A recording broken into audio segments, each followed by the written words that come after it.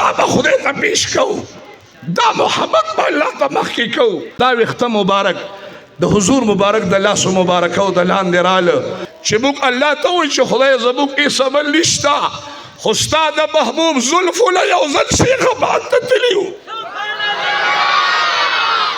پیغمبر پاک مبارک بلال حبشي ته وی اذان وکړه، او چې کله اذان کو نو دا به محظوره ورته داسې و د وړکۍ بچی دي، بچې څنګه به هغه الله اکبر وي، دغه محظوره مبارک به م وي. حضور اسلام چې اذان ختم صحابه ورته وي دغه ماشوم خو لږ رونیسئ راله، بچې ویلي د باغه ته منډه کا، صحابه ورونیوه وی قربان بیا به نه کوم اوس راته غږ مه کوې. حضور مبارک وی نه په غلطه مې نه رانیولې، لږ رانږدې شه بچې، لږ یې رانږدې که وی تا خو نن په خوله زما د ښکلي خدای نوم مبارک واخېسته. د الله د نوم تپوس د حضور مبارک نه وکړه، او بیا دې وی زما نوم مبارک هم واخېسته. اگر چې ته ماشوم بچې پیغمبر پاک دا لاس مبارک را واخېسته، په دې ځای باندې په دې تندي ورته کېښه، دا ویښته مبارک د حضور مبارک د لاسو مبارکه او د لاندې راله.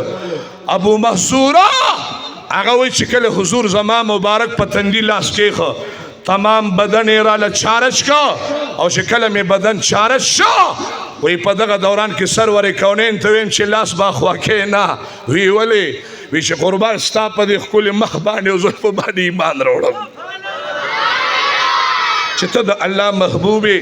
راځئ یې محظوره ماشوم دی، لوی شه، واده یې وکړه، بچي یې شو، نوسي یې شو، چې کله وفات کېده ګیر چاپېره سر به ده به عمره وکړه، ګیر چاپېره سر به یې خره او دا ځای به یې نه خرې، نو دا به چې کله را ځوړند کړه نو داسې ځمکې سره به لګېده، داسې به را ځوړند ته یې بوتۍ غوندې جوړه کړې وه، دې ځای ته به وه د پروشپۍ لاندې.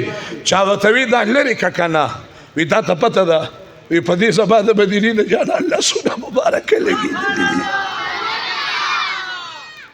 دا د عشق ډال دی، دا د محبت ډال دی، دا ته به څه بدلوي؟ د حضور د شان نه قربان شمه.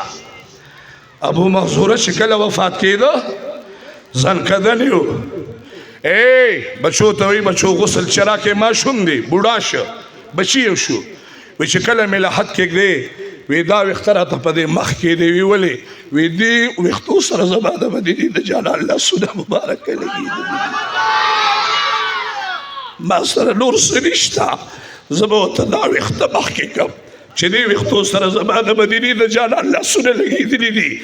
زه د ټولو له تاسو له مبارکي درکوم چې موږ الله ته وایو چې خدای زموږ هېڅ عمل نشته، خو ستا د محبوب زلفو له یو ځل شیخه بعد ته تلي وو.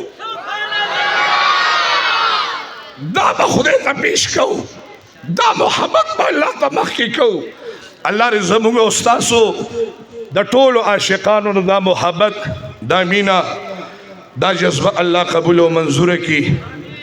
الله م سره زما خوشحاله و ما دلره دې خبرو باندې اکتفا کوم.